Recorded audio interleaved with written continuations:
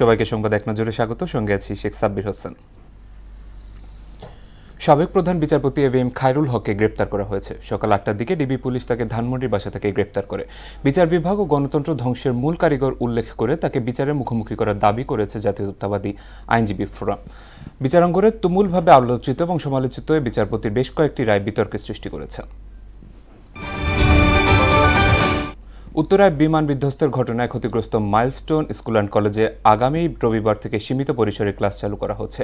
এদিন কেবল নবম থেকে দ্বাদশ শ্রেণীর ক্লাস শুরু হবে। পরবর্তীতে ধাপে ধাপে চালু করা হবে অন্যান্য শ্রেণীর কার্যক্রম। বুধবার রাতে এ তথ্য নিশ্চিত করেছে মাইলস্টোন স্কুল অ্যান্ড কলেজের জনসংযোগ কর্মকর্তা শাহ বুলবুল। কর্মক্ষেত্রে কর্মকর্তা কর্মচারীদের পোশাক নিয়ে জারি করা সার্কুলারকে পরামর্শমূলক বলছে বাংলাদেশ ব্যাংক। এই সার্কুলারের মাধ্যমে অতিশয় কারুকার্যপূর্ণ পোশাককে নিরুৎসাহিত করা হয়েছে। এতে কারো পোশাক পরিধানের ক্ষেত্রে স্বাধীনতা খর্ব করা হচ্ছে না। মধ্যরাতে এক বিবৃতিতে একথা বলা হয়েছে। এর আগে অন্য এক বিবৃতিতে সব কর্মকর্তাদের ড্রেস কোড ঠিক করে দেয় প্রতিষ্ঠানটি।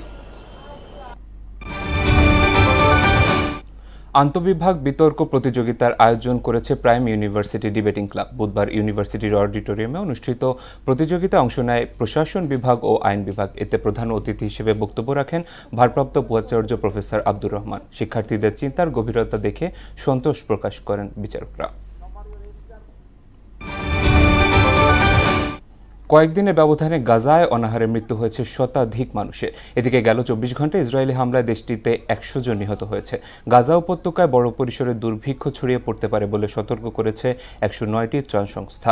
দুর্ভিক্ষের সংকট সমাধানে ইসরায়েলকে দ্রুত ব্যবস্থা নেওয়ার তাগিদ দিয়েছে ইউরোপীয় ইউনিয়ন। ঢাকায় আজ শুরু হচ্ছে দুদিনের এশিয়ান ক্রিকেট কাউন্সিলের বার্ষিক সাধারণ সভা। দুপুর ২টায় রাজধানীর একটি হোটেলে বসবে এই সভা। এতে সভাপতিত্ব করবেন এসিসির চেয়ারম্যান মহসিন নাকভি। একদিন আগেই ঢাকায় পৌঁছেছেন তিনি। এবারের এজিএমে বার্ষিক আয় ব্যয়ের হিসাবের পাশাপাশি এশিয়া কাপ আয়োজন নিয়ে আসতে পারে গুরুত্বপূর্ণ সিদ্ধান্ত।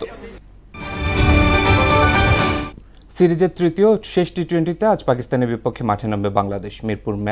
মিরপুরে ম্যাচ শুরু হবে সন্ধ্যা ৬টায়। এক ম্যাচ হাতে রেখে সিরিজ নিশ্চিত করেছে টাইগাররা। এতে পাকিস্তানের বিপক্ষে প্রথমবার টি-20 সিরিজ জয়ের নজির গড়ল লিটন বাহিনী। শেষ ম্যাচ জিতলেই পাকিস্তানকে ৩ সংস্করণের ধবল ধোলাইয়ের কীর্তি গড়বে বাংলাদেশ। এ ছিল সংবাদ এক নজরে। সবশেষ খবর সবার আগে জানতে মোহনার সাথেই থাকুন। এতক্ষণ সঙ্গে থাকার জন্য ধন্যবাদ সবাইকে।